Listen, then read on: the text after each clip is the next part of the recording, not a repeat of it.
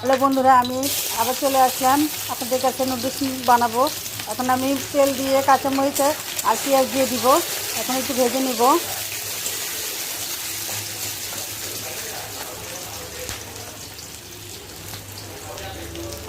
এখন আমি টমেটো কুচি দিয়ে দিব।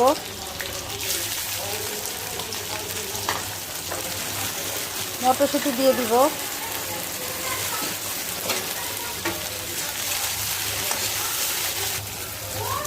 এখন একটু ভেজে নিব।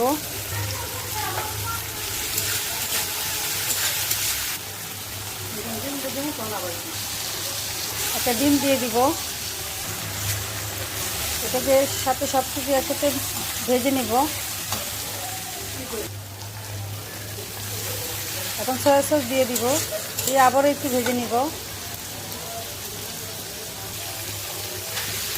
এখন সিদ্ধ করা নুডলসগুলো দিয়ে দিব।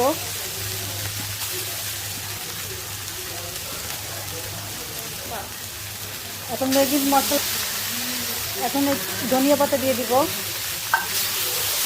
এখন সব কিছু একসাথে মিক্স করে নেড়ে নিব।